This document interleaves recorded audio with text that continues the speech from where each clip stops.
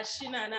Ms. Justina Asishana is a state correspondent with the Nation newspaper. Please put your hands together.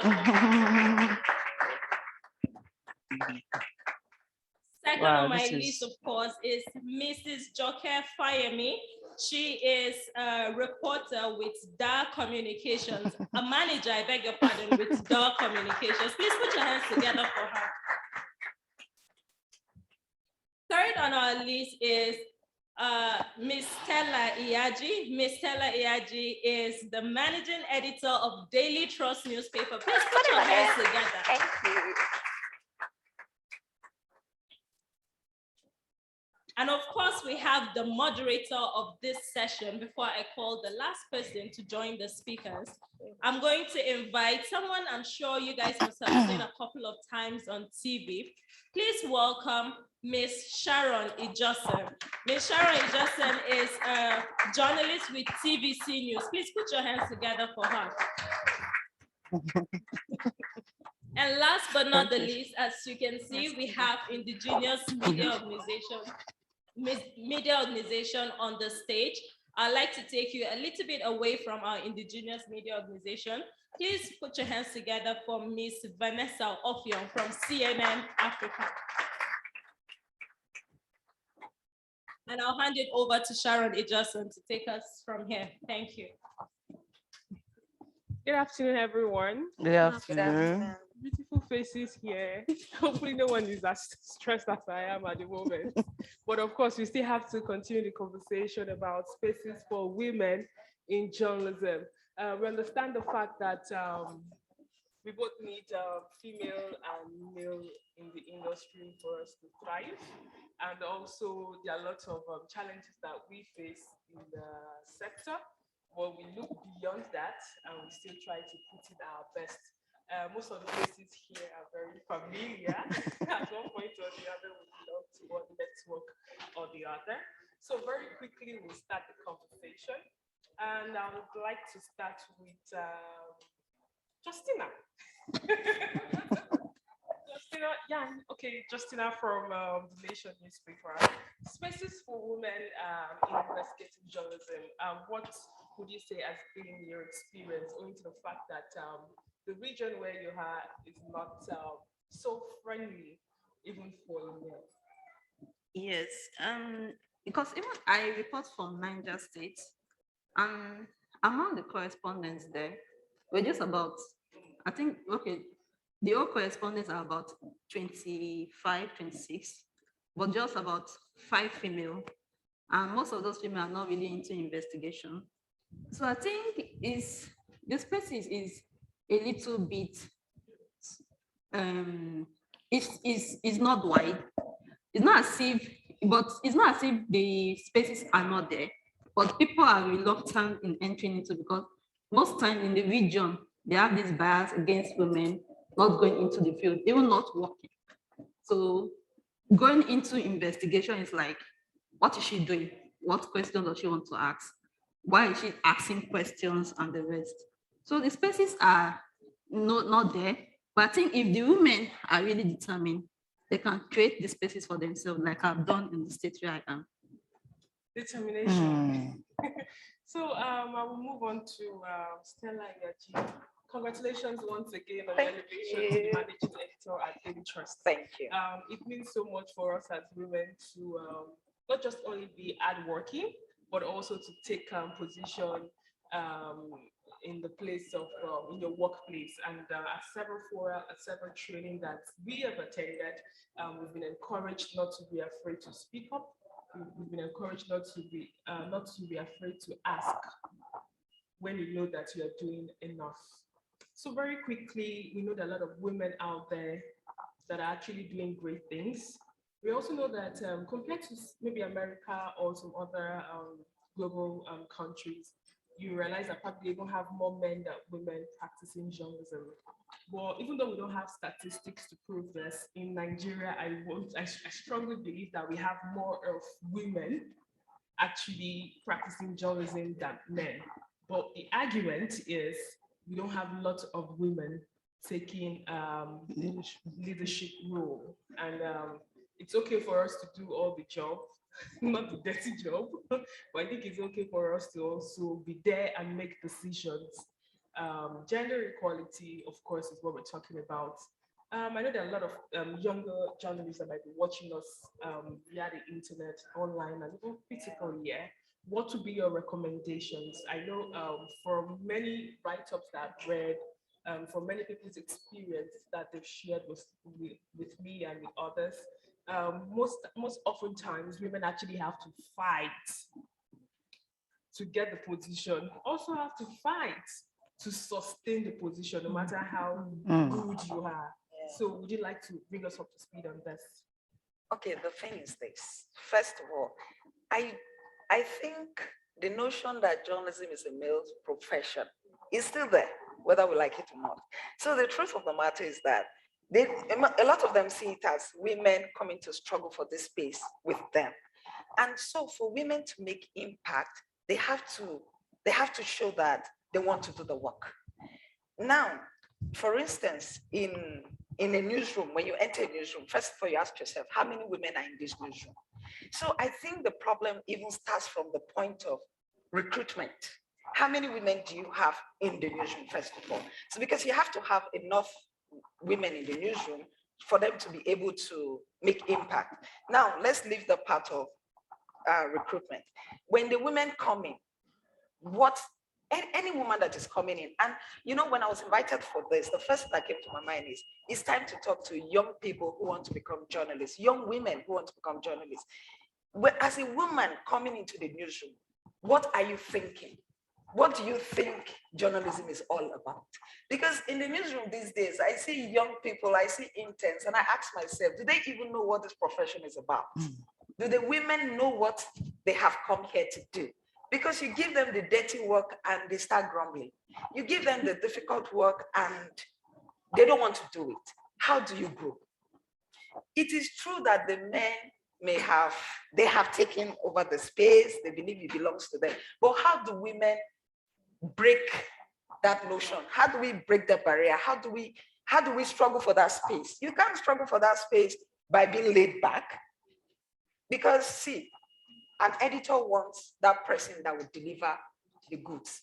So he wants to know that if I give this person this work, this person is going to deliver. Now the editor has a choice between a man and a woman. And if I believe that the man is going to do it for me and do it well, why would I give it to the woman? So you see, the woman now needs to prove that I can do it.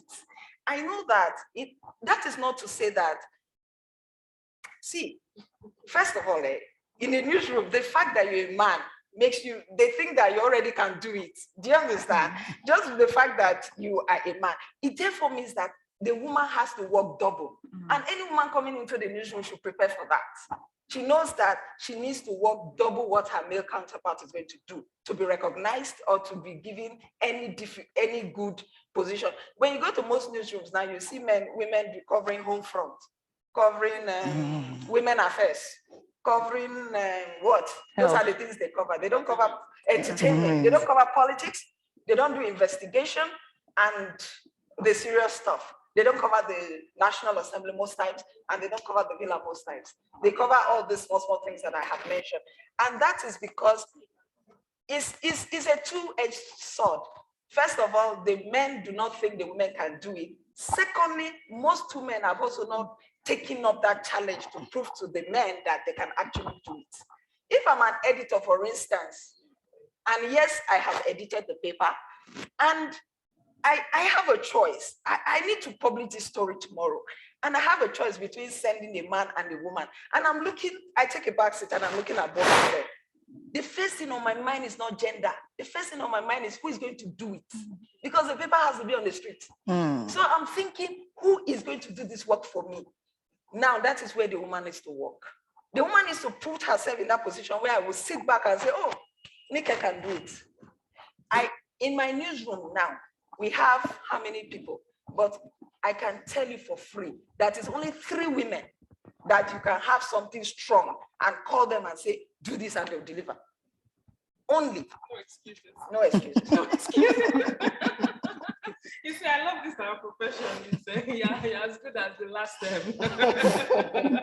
At times it's okay to call it a thankless job at times because you're as good as your last story. So no excuses, you just have to deliver.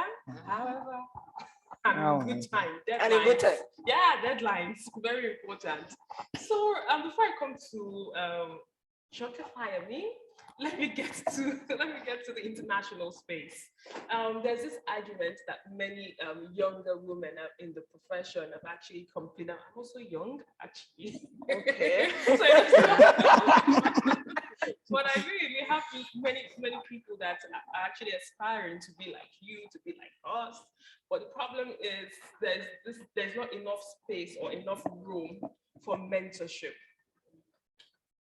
And it's been a conversation. I am where I am today because of mentorship, not because I can do it alone. Fine, the talent is there, but whenever I run into any form of trouble, that confidence that I have someone I can call to ask the question, I have someone that can actually put me through, is something that every African woman, I think, needs at this point in time, especially in the era of digitalization, a lot of distraction. And also when you look at the fact that when it comes to the profession itself, online journalism is taking over.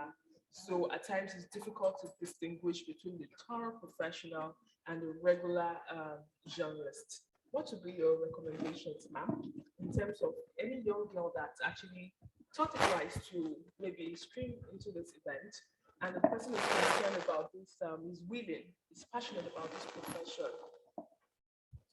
Okay, I'd like to start off with something Stella said. I don't think that there are any small bits for women to cover. I think the way you approach the bits that you're assigned to is what makes the difference. I started in Daily Trust as a French graduate. I stumbled on journalism doing NYSC. And the first things I covered was young trusters. If you people know Saturday Daily Trust, so I'm the Auntie Vanessa. So that's me. Yeah. So that's what I covered for 1 year of NYSC. And then I saw a gap in the arts and entertainment. And I went to ABU and I love art. So I got in touch with my lecturers from ABU Arts Department who started putting me in touch with exhibitions that were happening and artists. And I started interviewing them and covering the exhibitions. The pages grew from 1 page or 2 pages to what it is now on Sunday. And then the editor assigned me to cover arts and entertainment, which he was originally doing.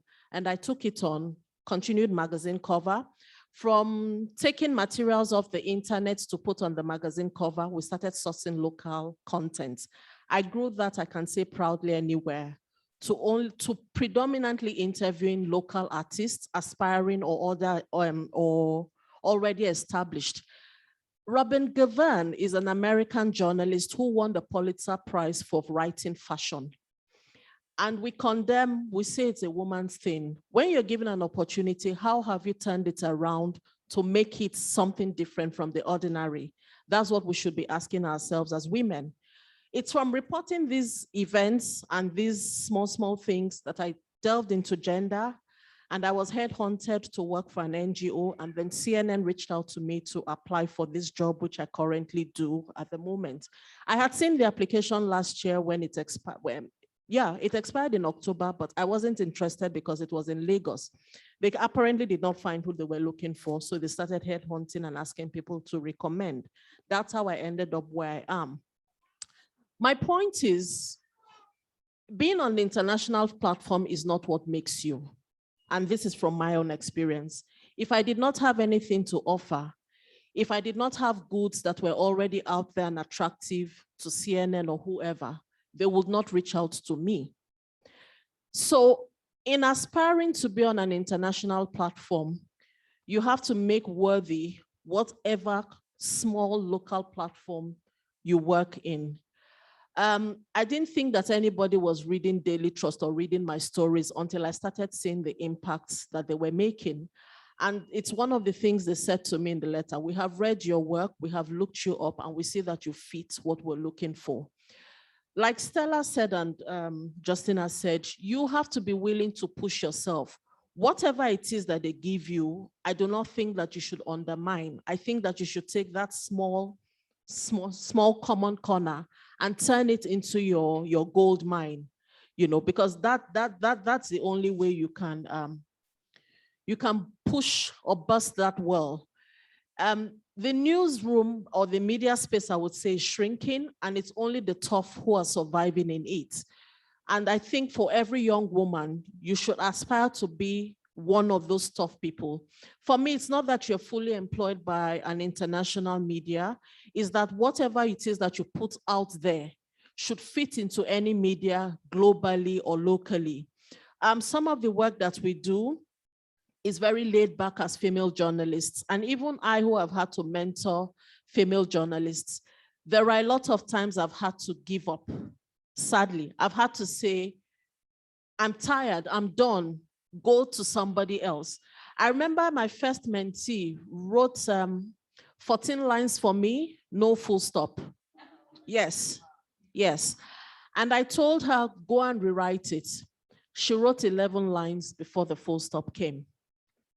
So I wasn't sure where to start the mentoring, where to start correcting that. So I had to put her in touch with somebody else who could teach her grammar and those basic punctuation marks before we could come back to start working.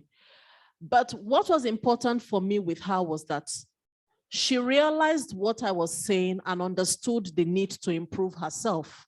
That's why she triumphed. But there are a lot of people, a lot of women, the men are even a lot more amenable to corrections. And I'm saying this boldly because I have mentored a good number of women. It's easier to correct the men than to correct the women. So women, if you're listening, and they look at you like they're the young breed or you're old school, like we tell our parents, you don't know what's up sometimes.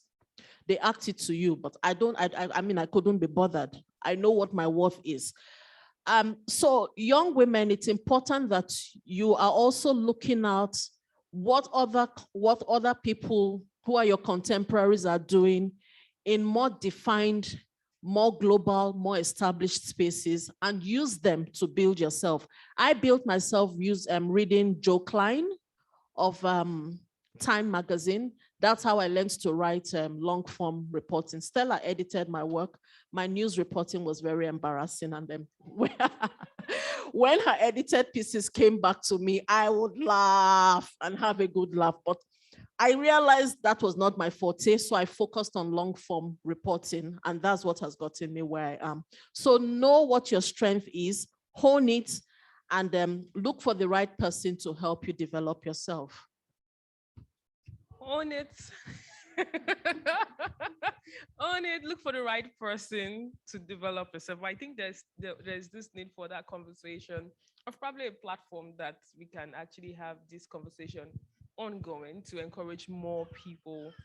Over to you, Fayemi. You're from the broadcast medium. I'm also from the broadcast medium, so I know we have our own peculiarities. And many a times people see they see journalists that are actually in the print medium as the hardcore journalists. And they do not believe that the broadcast medium can actually churn out good investigative journalism. So now, as a broadcast journalist, having to work more than double for you to prove your worth, for you to make impact. When it comes to, and you're also a woman, what would be your recommendation in this regard towards ensuring that maybe that perception is actually changed? Because I'm aware intentional about doing beautiful investigative piece, but I'm 100% sure that we also have a couple of few female, most of them in the broadcast that are doing well are female. We have quite a few female broadcast journalists doing fantastic work. And we also have younger ones coming up also too that are also inspired. They want to ask that staring question. They want to do more, but the perception out there is not quite encouraging. What would be your reaction to that? Okay, thank you very much for having me. When we came here, what me and Stella, what we were discussing was the fact that it's easier. Okay, it's more difficult to be a woman in their own field because they are, it's not easy. It's really more male dominated than what we have in the broadcast sector.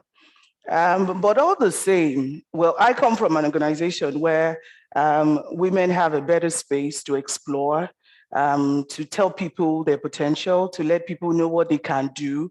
So it's much easier to be a woman in the broadcast industry, to say, I want to push my work. But in terms of investigative journalism, it's not always easy because people feel that with the print, you can put out all what you've discovered and all of that. But times are changing.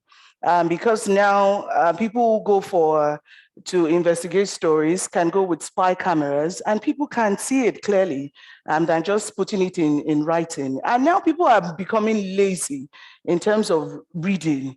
So with the broadcast, it's easier for people to, okay, you go into the National Assembly, for instance, you disguise as a woman and you want to see what a lawmaker will do to you. It's much easier to put out that story out there, and you're sure that it's going to reach a wider audience compared to when people read. And I am basically radio. In the North, we have a wider audience because the Northern audience, they like the radio. They feel it can go farther, even where the newspaper will not get to. They believe that it can get to such areas. So I think it's something that we can explore. It has given the broadcast an opportunity to expand and for people to to listen to our investigative pieces on radio. So I don't feel that the print has an edge over the broadcast now. Though some people still read, but all the same, I still feel there are more grounds to cover in terms of broadcast journalism. People can see now. Okay, of course, we are very much aware that we have multimedia style of writing now. Even the print medium actually taking a little bit of broadcast journalism into their work. Yes. Whereby they write, they give us some video, they give us some audio. So of course we are more excited to read more. And it's also a note of warning to all of us to upgrade our skills. Yes. You actually have to upskill so that you would not be relegated. Okay, so moving on. You're in the northern part of the country. You're managing the radio station. You love investigative piece. You're attracted to stories that have to do with women. We know that there are a little bit of, even though Kaduna is quite developed, we know that we still have that little portion that might actually have their own reservations in some of the contents that you want to churn out. So can you tell us, as a woman in this space, are there some challenges you'd like to share with us? Are there some recommendations you want to give? And if there's another lady that is in that space, what more do you think she can do to actually shine bright? Okay, I think I'm going to tilt a little bit towards what Vanessa said. You can carve a niche for yourself wherever you are. You're not restricted to whatever area you are. It's about what you carry. If you carry something that should shine bright in this room, regardless of whether you're in that corner or in that corner, it will shine. So you don't have to be restricted. Don't have restrictions, because in that place, there are places where I have to go cover stories and I don't have to be dressed like this. Of course, I don't want somebody to say, no, she's not one of us. I have to disguise as much as possible. I have to, my Hausa is not too fluent, but if it requires that I learn some basic Hausas to be able to interact in that environment, I get it done. And this still boils down to what you carry. There are restrictions. Sometimes you want to go to cover some events. And there was a time a lawmaker said I should come to the hotel to meet him. And I felt I wasn't safe enough. And I had to take an intern with me, a male intern that is muscular. I had to. At the end of the day, it will require that I give credit to him, but all the same, they know the story was spearheaded by. And so if I have to do that, I have to do that. Just to make sure that the story is out there for everybody to listen to. So there are challenges, but regardless of those challenges, you have to shine bright. You have to, the most important thing is about getting the story out there. Sometimes you have to go the extra mile. There are some stories you want to cover, and some people will be like, this is a no-go area for a man to cover, let alone a woman. But because you know that it is important that this story is told, it is important that people get to hear about this. It is important that the government hear about this so that they can make policies that would change the trend. So if that is the case, then you have to go the extra mile, regardless of wherever you are. It's not easy in the North being a journalist because they know that you're trying to put your nose here, put your nose here. But for women doing this, I think they deserve some kudos. Okay, very interesting. I will move quickly to Justina, but before I move to Justina, I would like to share a little bit of my experience also. Earlier in the year, there was this incessant kidnapping cases that was going on in schools, and for about a year, I've been moved to do the story, even though I know that it comes with its own risk. Even though I know that even after several months, I had to go offline, off public spaces because of my own safety, because I don't know whose name I've mentioned that would not be happy about the story.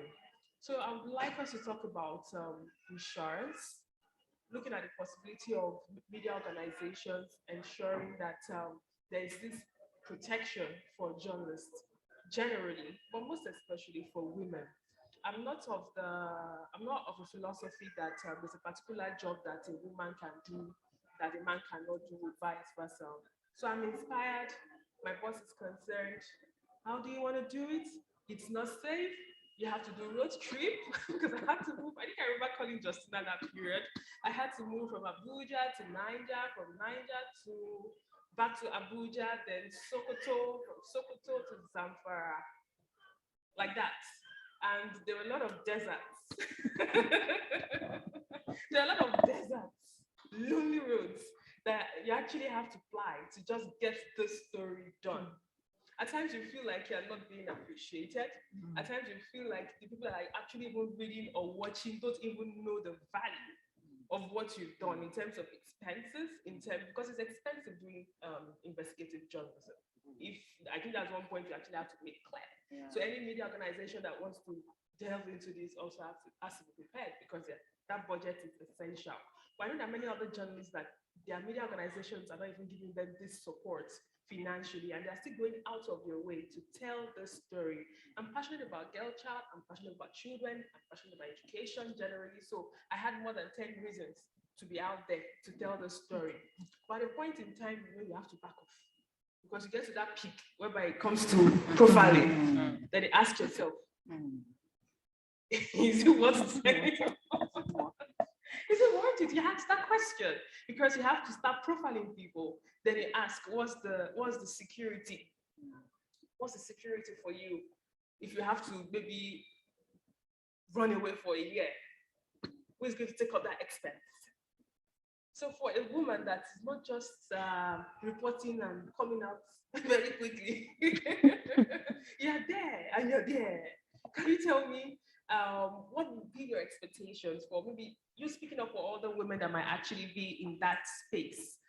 What would be your expectation in terms of insurance, in terms of could there even be a bill that can be sponsored to ensure that we have protection cover, not just for male journalists, but for female journalists? Well, most times I wish and hope we have funds like this, because a lot of the reports I take up, most of them, and I don't get grants for them. Most of them I apply for grants for them. But some of the grants I even apply for, they say, okay, it does not fall into what we are giving for this period. So I go out of my way just to tell the story of these people. Like, I'm so much passionate about the Shiro people of Niger State, because they've been displaced for years. And anytime I go there, I just get their story. But it got to a time, going there, I had to disguise myself. I had to go either with someone from an NGO or someone from a government agency where I will post as an assistant because they already told them, so person is coming. Once she said she's a journalist, don't answer. Even at the IDP camp, they told them not to answer me. So there was even a time I did the report. I went there because they said that they were sleeping on the floor, and the government said that they've given them mattresses and every other thing. So I went there, I went around the camps. I saw the sanitary situation. I saw their sleeping position, their situation, and every other thing. I spoke to all of them. I went to write. Okay, when I got back, I called the person in charge of the agency that was supposed to be handling this. And the way the man shouted at me, why did I not take permission before going? And you know, since you are a state correspondent, you are there. They know you. They know, okay, what at any time they can, when they are not pleased with your report, the first thing, they wake you up with a phone call. What is this you are doing? You are not supposed to have done this. I say, well, go and speak to the paper because I've written my report. So the guy shouted at me on the phone and everything. And thank God, most of the time, when I phone when I call those kind of people, I record. So with that recording, I wrote the story, how he shouted and everything. And when the story came out, it was nothing. The youth from Show went to the office to demand for the resignation of that man. And although he didn't resign, he was suspended for some period of time. So, but the next time I went there, they said they're not going to speak to me. So going back there, I had to go with someone from one of the information agencies. So posting like his assistant, he said he was going there to do sensitization. I said, okay, I'll go with you, but don't tell anybody I'm a journalist. So going there, I also did my report also and said, how come you spoke to her? I said, no, nobody came like that. And that was how I carried on my report. So most times I wish there's grants and there's funds to carry out this report because there are a lot of reports to be written, but no resources for that. So of course, this is like a kind of appeal to have more funds for women journalists so we can do more. But okay, moving forward again, there's also this conversation about mental health. Because I, for one, I remember very clearly after, there are 2 reports I did within 1 year that took me aback, like I was withdrawn. There's some stories you do as a woman or even as a man that you just withdraw. So I wouldn't know if you can maybe share 1 or 2 experience on how that can be managed, because when you're doing investigative stories, at times you have to put yourself in the story at times. And it takes a lot from you mentally. Like you see the example she gave us now, she had to disguise. It's a lot of mental work. And reacting to what you just said now, of course, we know that truth would always distinguish you. Even though somebody wanted to harass you, there was there were a group of people that actually said this person is for us, and that's because you were speaking the truth. So of course, in this profession, we know that public relations has taken the better path of it, but there's still that space for truth, and it has a way of always coming back. And no nation can actually move forward without this truth. So very quickly, ma'am, mental health investigative journalism, especially for women, what do you think needs to be done in this space? So it's very difficult, and I don't think it's limited to investigative journalism. I went to Maiduguri some years ago to interview 3 women who had been captives of Boko Haram. 2 of them had children by Boko Haram. 1 was made to watch them kill her husband. I've still not been able to write their story because every time I listened to the recording, I got very emotional. And I just had to stop because of how much it was affecting me. I just had to stop. My organization probably did not even notice that was happening to me. And if they did, I don't think they had the facility to take care of me. Because I remember once they were going to send me to Mali or Chad, I don't remember now, to cover the Tuareg crisis. And when I asked for a covering letter, I was told to introduce myself at the embassy when I got there, and that was enough cover. So you need to understand your environment. and what your employers are willing to support you with. And if they do not have those kinds of resources, or if they're not willing to, you then need to look externally. And if that is not forthcoming, please, before you set out on that journey, weigh your options, because you're not good a vegetable. And you do not realize when it creeps. I didn't realize how affected I was by reporting IDP stories and how involved I was in their situation. So I was doing the stories and following up until there was impact. I'm happy to say that there's been sustained impact, but it takes a toll on you. The CPJ, Committee to Protect Journalists, offers help. ICFJ offers help, but you want help that is sustainable, that is readily accessible. So while a story is very, very important, I think you need to prioritize yourself and look out for yourself. Be selfish for yourself first.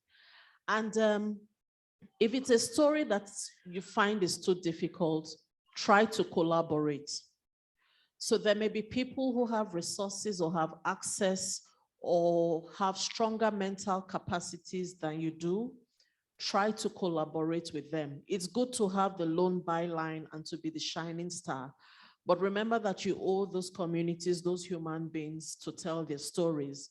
And that's what's paramount in the end. For me, the win is that there's a change in the narrative after you left it.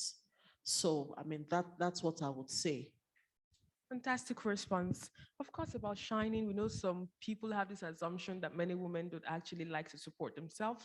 I'm proud to say that I belong to a group of journalists that we are just women, and all we do is support ourselves. If I'm in need of anything, I can run to that circle and they would answer me. Of course, there's this need for more of such collaboration and network.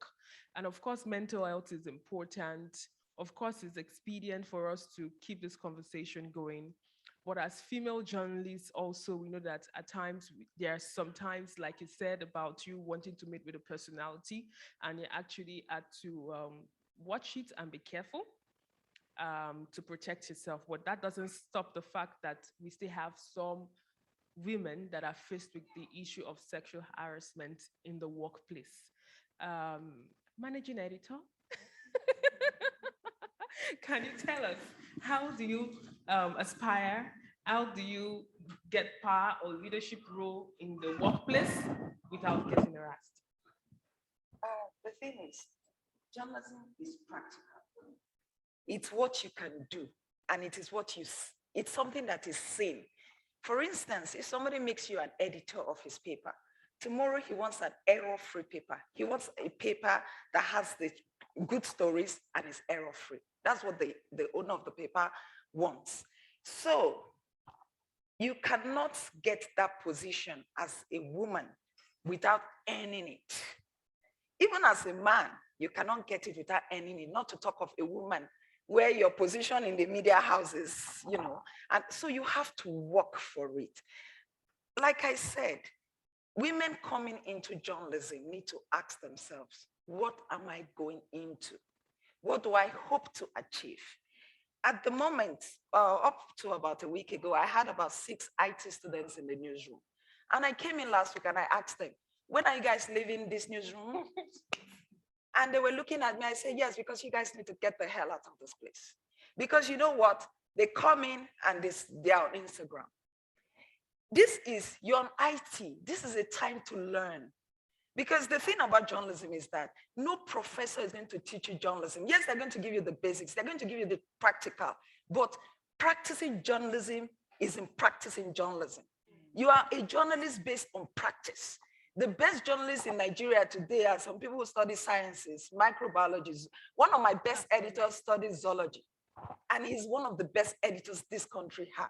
So so now you have an opportunity to come and spend 3 months in the newsroom, 4 months in the newsroom. I want to believe that by the time you go back, you should have an edge. You should be able to pass your exams seamlessly because you have learned. You have watched us from getting the story ideas to executing them and to them appearing on the paper. But no, They are on Instagram. When they come into the newsroom, the first thing I do is get the IT people to set them up, connect them to the office internet. So they have internet. So I walk past and I'm seeing them. Instagram, they're shopping, they're checking. I'm like, no, you need to leave the newsroom. At the end, one of them came to me with her logbook. Her supervisor put fair. And I asked her, how many credit load is this course? 3, 4? And you're going with fair? Now, with that kind of background, with that kind of beginning, what kind of journalist do you want to be? Not to talk of becoming a leader. Because the owner of the newspaper, first of all, he's a businessman. Sure, you know. Yes, the owner of the newspaper is a businessman. He knows he has competition.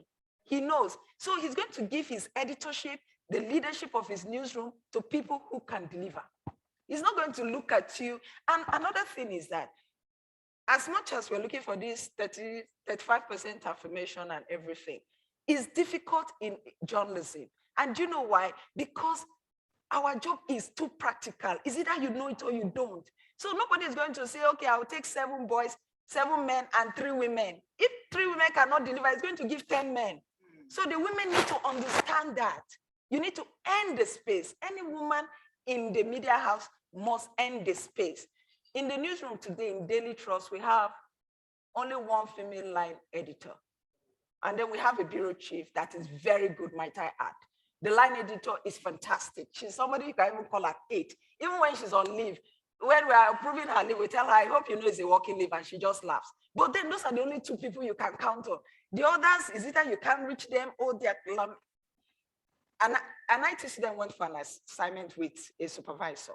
She came back, she didn't submit the story, and she left on a Thursday. She didn't call the supervisor. Or in fact, the supervisor called on Friday, she didn't pick up. Saturday, Sunday, on Monday, Tuesday, she submitted that report. For who? Still. Who is going to read it? Now, this is how they grow. And she hopes, I called her, I said, do you plan to practice journalism, or you're just studying it because your parents want you to do mass communication? So that we'll know. Because if you want to practice journalism, this is where you start. When you enter the newsroom as a woman, I don't know if you know this thing women tie their waist with. That's what a woman does in the newsroom to work. You enter the newsroom like, okay, it's a battle. It's serious business. Yes. There's need for discipline. Yeah. Apart from the fact that you have to work extra hard, there's room for discipline, but there's also that need for support. I would ask Fayemi this question. When you're a woman, you actually have to get to that reproductive stage where you actually have to procreate at times. If it's your choice, it has to be your choice. Now, as a woman, if you've made that choice to procreate, there's no way you would have the future president or the president without a woman. So nobody should steal that away from us. Yes. So if you have to do that and you're also hardworking, how do you progress? At times, many women feel, once they get to that stage, maybe their promotion is being delayed. Maybe there's this witch hunt that actually comes with it, balancing work and family life and still doing a fantastic job. With your own experience, is there any information you think and it will be practical for maybe younger journalists or even for us that we're here, so we know that, okay, we can work without gender parity? Okay, thank you very much for that question. I'm just lucky to have just 2. But if I had wanted to have more, nobody should decide for me. If I wanted 20, it's my choice. I know the economy is not too good, so it's advisable to have the number that you can take care of.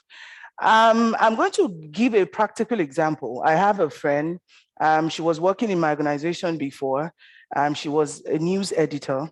It got to a point, one of our bosses said, is it every year you'll be having children? Really, it was every year she was having children. But then she was good at what she was doing. You know, it got to a point that whenever she goes on mat leave, people would tell she's not on duty.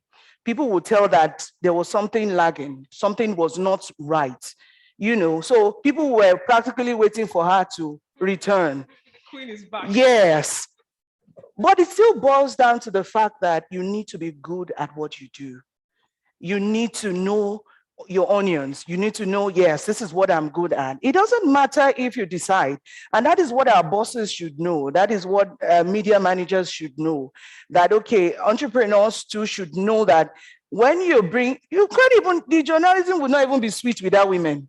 If you have a male, you can tell if you have a newsroom that have women, the kind of stories that they produce, I'm not making mouth, but just check it out. If you have women in newsroom, it shows on the quality of stories that they bring out. With men, you have these hard stories all the time. It's always hard. But with the women, you find out emotions are poured into stories. And whether you like it or not, we have a way that we always enter men. They don't know, but we enter them. So when you have those stories being pushed out, yes, when you have the stories being pushed out, you find out that without the men knowing, they think they are hard, but the stories are getting into them.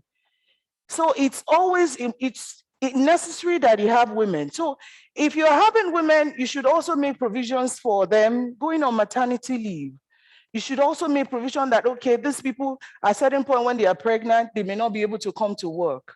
So you should always, there should be that gap for them. They are good at what they do. You need them. So you should create space for them to also, nobody should even have the right over your reproduction. It is you, it is your own right.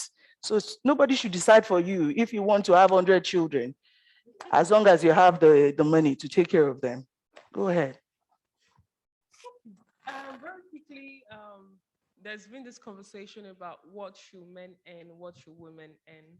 I know in some industry or in some sector, it doesn't apply. Or once you're on a particular cadre, you earn everything. With your experience and exposure, Vanessa, in the field, what would be your observations as regards payment when it comes to what women earn in the newsroom?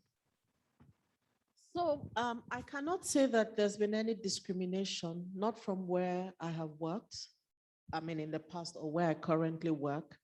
There's a pay level for whatever level you are on, and male or female, you get the same pay, So I can't say otherwise. Even though a few years ago, the BBC pay gap and all of that is going on. But I think that that's something that should be reversed. If we qualify the same and we're working the same and have the same outputs, there's no reason why we should not be paid the same. And if that's what's going on in news organizations at home, I mean, here in Nigeria, I think that's something that the women need to speak up for and be willing to lose, or be willing to stake something out. So don't come out and fight and cower back. You need to fight and be assertive the whole way, if that's what you're experiencing, because I think it's unjust. Okay, I will still on you, ma'am. I'm talking about the issue of story treatment in reaction to what Fayemi said in earlier on. Story treatment when it comes to investigative journalism. The way a man think at times can be different from the way a woman will think. We can be a little bit more emotional.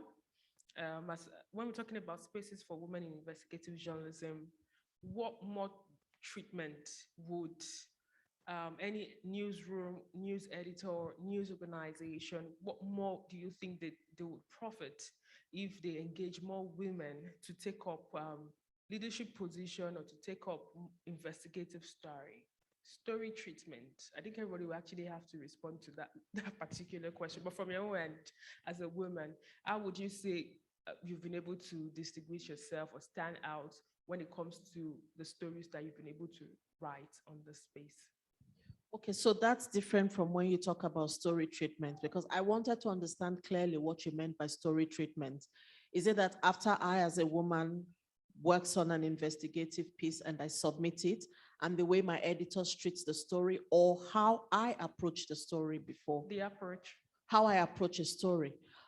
Okay, so for me, it depends on what the investigative subject is about. And if it's investigative, well, as with any news story, what's paramount is to report the truth. However you decide to approach it without over sensationalizing it is what is important. If it's truth, it's truth. However you present it, it is still the truth. And gathering your information is up to you depending on what is convenient or what is available. That determines, but on the long run, whatever you put out is the truth. With the way the story is treated, that is relative. If you've reported on a subject and you've justifiably profiled somebody who's a friend of the house, your story is treated somehow and maybe killed eventually. But if you work in a media house where they don't care, about that, they want to put out the truth, then you might get fair treatment for your story. However, I know that some female journalists say that their stories are not given the same priorities as their male journalists are given priorities, but I'm not able to justify whether that's because they are female journalists or it's the way they have reported the story. So that's not something I can speak about authoritatively. So from my own experience and the stories that I have decided to work on, I like to report women and children. I haven't done anything on finance or kleptocracy or any of those things. So in doing investigative journalism, I work all the time with two mentors, one male, one female, and I like to be told the truth. So I don't mind the bashing. What's important for me is that I'm proud of the byline my byline on a story that is worthy of its cause. So I do a lot of peer critique before I eventually send it to my editor. So I always work with these two people. One is local, one is international. I'm also looking at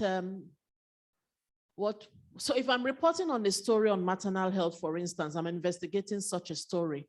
I'm looking at what has been done on maternal health around the world that are similar to mine, and what I can take from theirs to localize in my own story. That's usually the way I approach my story before I go into the field, because you don't want something that is repetitive. You don't want something that will get people sleeping after the first or second paragraph. You're also thinking about, like you said, when we started talking about the multimedia approach to reporting stories. So I'm thinking, what photographs will be there? What can I give the visuals team for video? What can I give the data team for infographics or charts or whatever, to make sure that my story caters to different audiences, regardless of the fact that it's an investigative story. So these are the things that I take into consideration when I'm working. Fantastic, well put. Managing editor, I hope that doesn't take over your name. With your experience, more than a decade experience, editing scripts, editing investigative piece, what stands a woman or a female script out? I'm particular about asking this question. I don't want to be forward. I will have shared my own experience, but I think I'll do that as a last parting shot on that particular question. Why would you want to send a woman that you think would deliver on a particular project? What stands women out when they go all out to actually investigate a story? You see, women see more than men. They actually, and they are very deep. Women are very deep. So when there's an issue, there's a way they look at it. They look at it from, okay, the man will just approach it. Not that they don't do good journalism, they do very good journalism, but then they will see, sometimes women see what men do not see. And then women they bring everything into it. One thing you must understand is that women don't do things half-heartedly. They go into it fully. So when a woman is doing investigative journalism and she has decided to do it, she brings everything into it. Her emotions is in it. She's passionate about, and then you're not talking about the language. The language is something else.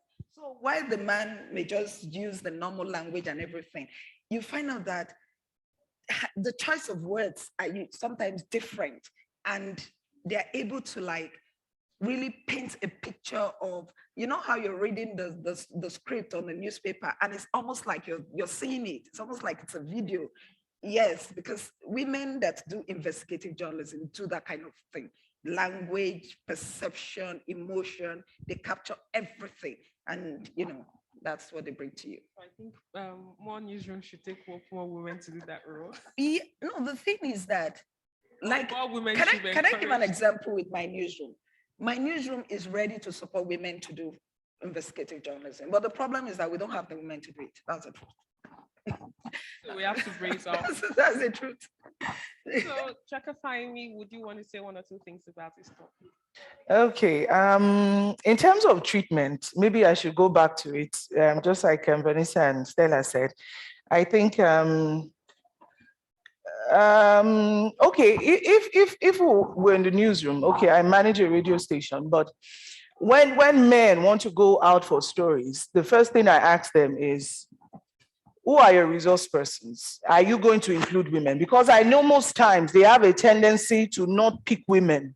They have a tendency to not include women as their resource persons. And that is why I said, okay, when you put a woman, of course, she knows automatically men will be there. But for men, they don't include women. And so most times we have to quarrel over that. Okay, you have, I mean, be intentional, that's the word. Most times they don't do that. I remember a network show that we did, and I think my MD was the executive producer. Well, if he's watching now, sorry, sir, I had to do, they had like 6 resource persons, and there was no woman. And it was paining me, it was paining me. Like, oh God, why will you pick all these people and there's no single woman? Is it as if no woman can talk on this subject in the whole of Nigeria? Okay, approximately 180 million people, and you can't find a woman? And so when he called me, I said, sir, I didn't know how to say it. I just said, sir, a listener just called now and said, all these people, no single woman. And he was like, hey, when women will not talk, why would you say, hey, when women, hey, if you find woman. Do you know that the next time they would do that, there were 2 women on that panel? They had to look for the women. I don't know how they did it. How was their perspective? It was, fantastic. Women, we are there. It was fantastic. And, subsequently from that month, it was a monthly thing. They would, because he knows I will talk that outside, there's no woman in this thing, So I think in terms of treatment, it's like recently, okay, I'm working on a story on widowhood, and there's a director. I went to an NGO, the director, the husband and the wife are directors. And I said, okay, I want to talk to the woman. And the woman was like, no, let my husband talk. And I said, ma, you are both directors. You have the same shares in this organization. And I said, I prefer you speaking because you're going to inspire more women to want to help people. And she said, no. It had a lot of pep talks, a lot of, ma, you can do it. No, you need, no. When you talk, people will know, no, you're doing. Eventually she agreed. And she gave me exactly what I want. So we need to, when women are doing things, when women are into things, there's always a difference. Yeah, because like you have to cajole, talk. How many editors are patient to wait for that cajoling? Yeah. I'm working on a story, and we had agreed that I would speak to 15 people. I had spoken to 12. 8 of them canceled on me. Wow. No reason.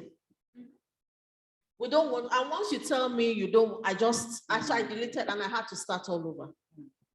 So while we want women to be our newsmakers, a lot of times they're not willing to talk. So and I've had to do this cajoling. Meanwhile, men, they will talk to you, give you, yes. So while we're advocating more women newsmakers and news sources, we should also be encouraging ourselves to be those news sources, because it's a terrible challenge. And my desk in CNN is gender focused. So everything is, I've been on this for about 2 months because women are refusing to talk. Don't Even worry. after I have told them I'm speaking to you anonymously, I'm not using your name or your no, they've refused. Yes. So it's still a challenge. I understand it even happens during Vox Pops when you Yes, want to yes, There's even Vox Pop. But I think it's part of the challenge we women face in the society when many of us feel that we should just be seen and not be heard. So that's why we have to be intentional about it. Like one of my mentors used to say, you have to be intentional about it. I know a group of journalists, which I know 3-4 of us here are part of it, whereby even though you tell us no, we would get somebody that would say yes. So for us to get that perspective at times, you just have to be patient or else you would not get it. I understand it's very frustrating, but maybe from this conversation, we can create a directory whereby professionals in fields that that are willing to speak, you'll be shocked. Many of them they might be that circle that they're ready to actually speak up.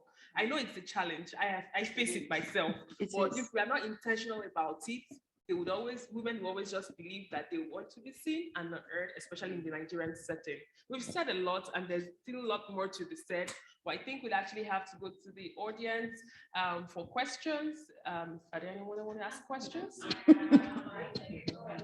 So is it that everybody's enjoying this conversation? Can somebody tell me that this conversation? Okay, take numbers. How many numbers are we doing? Okay. 1, 2, 3 questions. So we take one, hold on. One at the center. Gender balance. Then one at the front, yeah. So you'll be the male, 2 male, 1 female, and 2 female, 1 male. We don't know how much time we have. About 5, we should take all of the questions.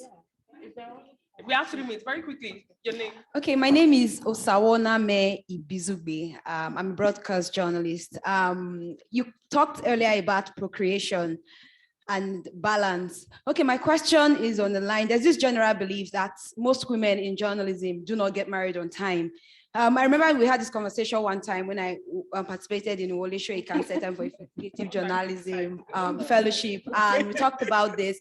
I think for young journalists like us, we have tight schedules, we have demanding editors, timelines to beat. I mean, we have issues with balancing our work and social life. How do we navigate that and ensuring that our partners do understand that this is the job we do and for us? So the balance. I mean, before we get to this. Well, very quickly, because we press for time. I don't know what time is the time. Okay, let's have to take all the questions. So, man there, your name, where you representing, your question. Okay, thank you very much. My name is Kendo Winyali. I write for Human Angle. She has asked one of my questions, so I'll just go to the second one, which has to say, how do you balance? Personally, in August, I had to do a short training for about 25 young writers. And I personally decided that more of it will be more of ladies than guys. And I could tell you, this is not to rattle them out, but I could tell you that the ladies had disappointed me more than the guys, honestly, till date. And to a very large extent, I decided not to edit most of their works.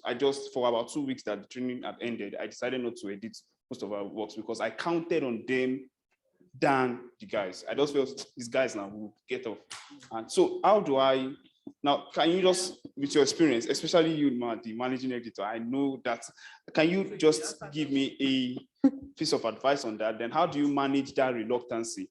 I have to speak to them and like, sir, and this one, what is, you guys, you applied for this thing now. So how do you manage that reluctancy? Okay, 3. Yeah, your name and where you represent.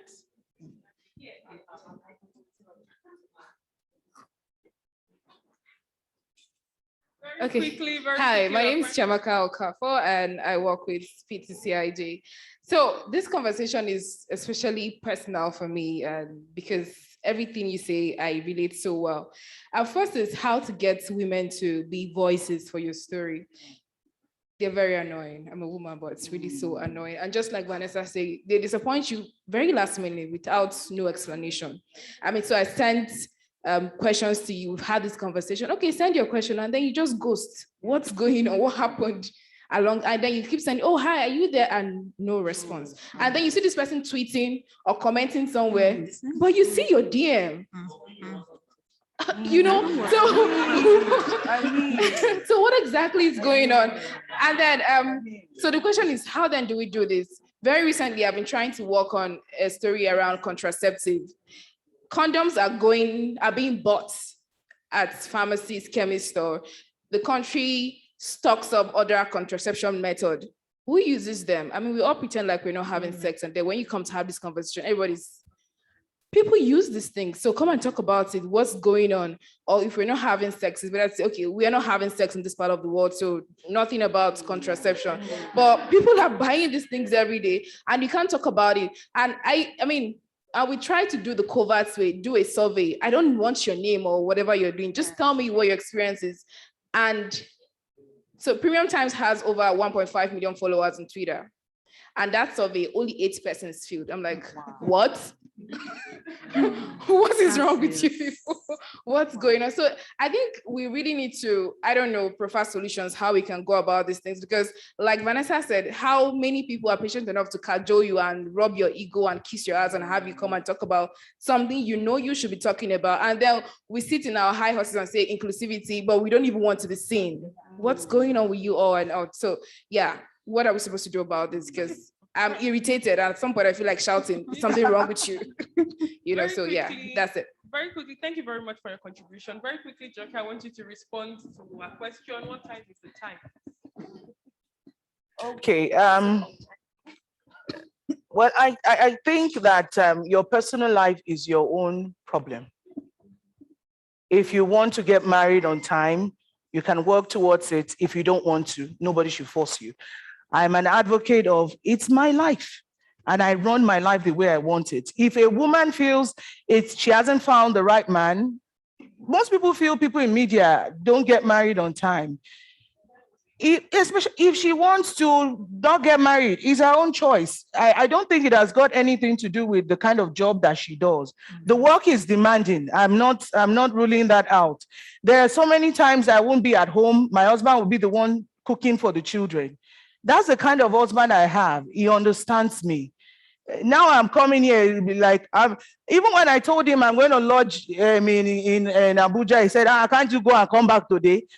But the truth is, if you want to, if your personal life, just like I said, is your own business, but that does not mean you cannot get married if you want to get married. I felt that, okay, this is one of my priorities in life, to have children, and not to have too much so that I can manage with them. If I have up to 6 now, they would have been crying, mommy, come back. But now they are not crying because they are not much. You understand?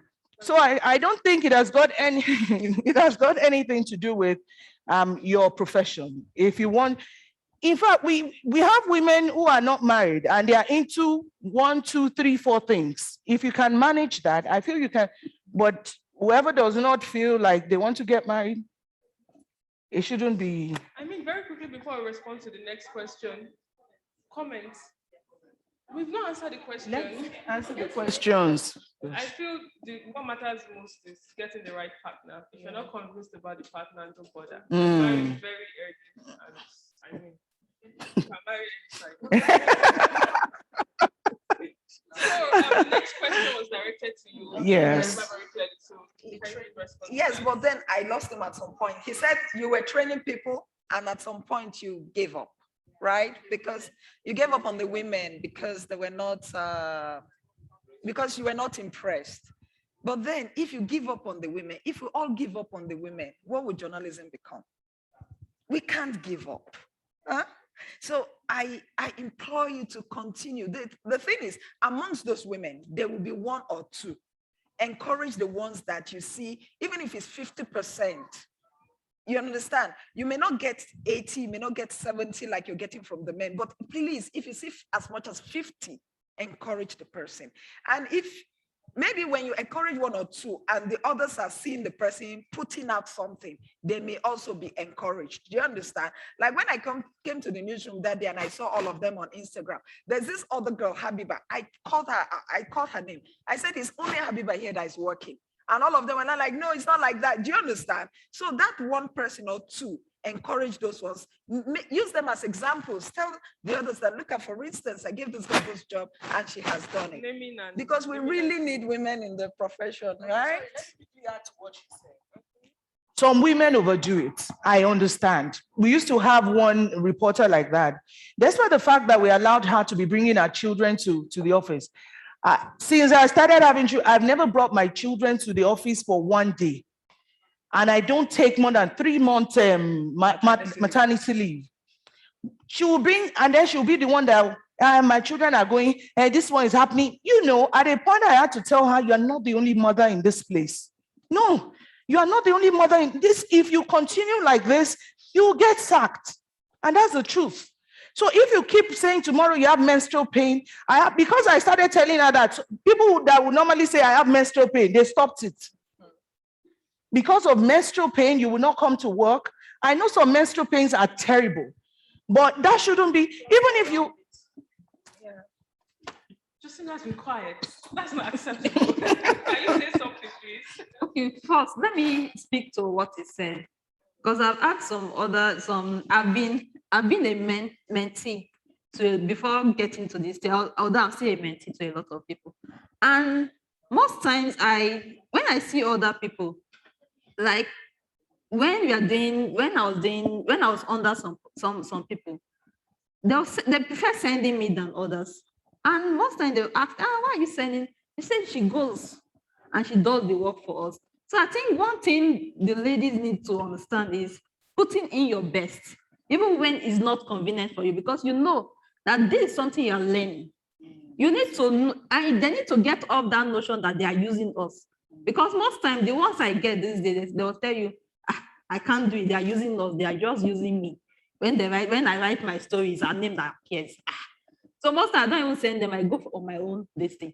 So most times, they need to get off the notion that they are using us. Because that's the notion a lot of them come out from school. And when they come to do IT, that is the notion they get. And another thing they need to know is, you're coming in for a serious business. Just as Madam Stella said, you're not coming in to play. You're coming in, you should come in with the concept that this is what I want to be. This is what I want to do, and not just joking around. And to the sources, one thing I always do is having alternative, because seriously, they are frustrating. I can say that too. There are sometimes I've called someone, and Niger State is not a small state. It's a state that there are some places you go to, you can't come back that same day. And you've told me to come. My hope is when I just see you, I'll start coming back. Even though I get back to my house by 10, it's okay. Only for me to get to you and you are just playing around. So there was this last investigation I do on women farmers. When the woman knocked up, I just looked around. There's a fixer that took me. I said, Ogasa, I think there are other farmers that are here. Say yes. Oh yeah, please take me to them. And I spoke to them and she was left out. So one thing I always do is plan alternative, because I know there will be a period, there will be someone that will surely disappoint me, even if it is call. But there are other times that I have no other alternative but to speak to the men.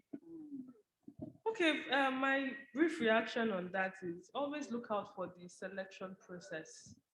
Whenever you want to look out for sources, make sure that the selection process is as transparent as possible, and look out for people that are serious-minded. There are a lot of serious-minded people out there. You can use the internet, you can look out for groups, be it Islamic group or Christian groups. There are serious-minded people there that are not even opportuned to have this access or this privilege that you might want to actually give to them. Then there was something again about using us. One thing we all have to understand again is that there is no leadership without service, and there's no service without leadership. Right now, I look very used. I have a lot of projects in front of me where I just have to deliver, and I don't know how to say no. I just want to deliver. So there's nothing like you being used. The reward may not come now, but there will always be that reward. Somebody is watching. You might think your medium is not even popular, but people are watching, people are seeing. There will always be that opportunity that would come and they would ask, like you shared your experience, who does this thing passionately without saying I'm being used? I know there will have many times that you would have gone out with your own personal resources and finances. There are so many times that you would have been disappointed that you have to even cry because there's nowhere to run to. But nobody is being used, and you cannot get to the top without even being used. I said it at a conference. Yes, I said it once at a conference recently at maybe Nigerian Journalism. I said, you see, I'm always very happy being used. Use me. Yes. In the end. Yes. Use me. I'm not even happy I'm not using me. So when as a young person, when you have that mentality that they are using you, it's a pathway to failure. The earlier you know it, the better for you. In this, my little experience I had studying in this profession, I worked for free. Yeah. I don't know if we are talking to ourselves.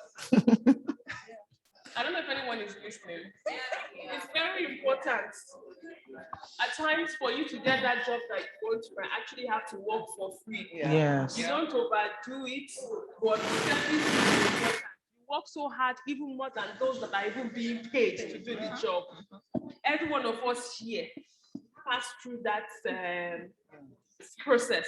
So if as a young person, you feel you don't want to go through that process, you believe in miracles and not hard work, let's see how far you can go. So who is going to respond to our own question? I think our question is actually similar to that of his. So maybe Justina spoke. So I think you should wrap up. You should wrap up on this. Okay, I think pretty much Justina responded to her question. Maybe another thing you should do is, if that's a potential challenge you're going to face, is maybe not tell your editor that you have this story until you're sure all your sources are intact. That's an approach that I used, because especially when it's a good story, then you're under pressure and what you're giving out is not you, is half-baked. So in addition to what Justina said, weigh your options and see if you initially have to be quiet about it until you have all your sources intact. But also always seek for alternatives, and alternatives outside your immediate environment. And that thing about journal requests on Facebook, on Twitter, explore that as well. That is what has worked for me, so far, where physical sources fail. I've turned to Twitter and Facebook. Okay, who is respond? One of the audience wants to make comments. Yes, I just have a very small comment. Hello, it was very nice listening to you all. I just want to point out that while we've all had experience, especially women like you who have been in the business for long, and you're all talking about the experiences that you've had with different women. I am just here to say I think it's very, very important for us to avoid generalizing. Yes, we've all experienced this thing, different people, different women at certain times, and it gets frustrating, I understand that. But when you use that experience to now as a blanket for every single woman, people are here who are also going to be listening, who probably have never or don't try to include gender inclusion into what they do. And then now they're hearing and they're thinking, okay, maybe let me just try to include women now. And then they're listening to you, they hear the things that you say now, it's just, it's something that they don't even want. I don't know if I'm making my point across. Well, I'm just trying to say, as much as we all have our experiences, we should just avoid generalizing whatever our experiences are, then using it as a blanket for every single woman, because it's 100% not true. Thank you. Okay, very quickly, Vanessa and I think you missed what we said, because what I have experienced is what I have experienced and continue to experience, which is why we've stated what the problem is, and we've also given suggestions about things that have worked for us.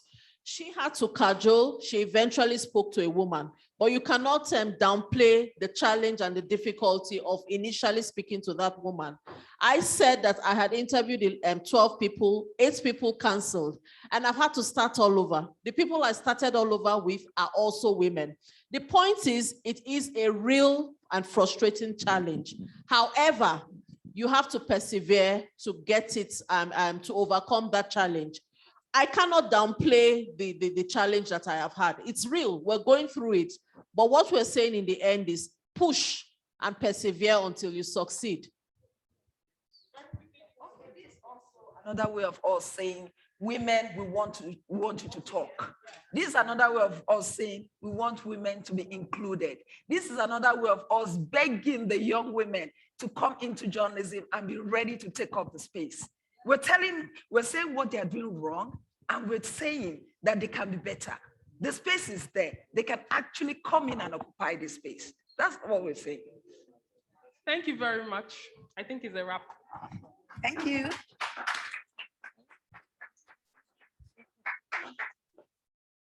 Okay, thank you so much to the amazing women on stage. Please, can you stand for a group photo before we wrap it all up?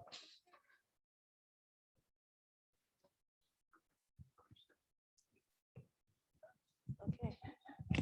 Peter, so let us know when you're ready. Okay.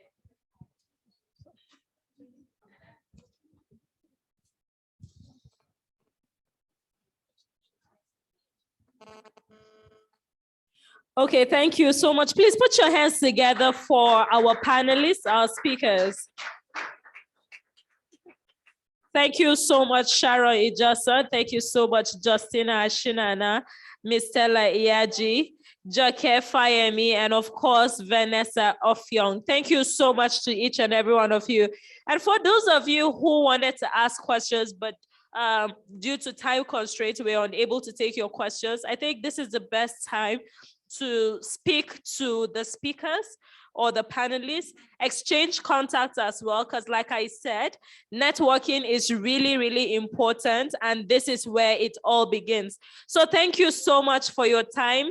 Make sure you meet each and every one of them before they leave. Managing editor has to go back to the newsroom, so get her contact before she leaves, because this is where collaboration begins. Thank you so much as we await the next session.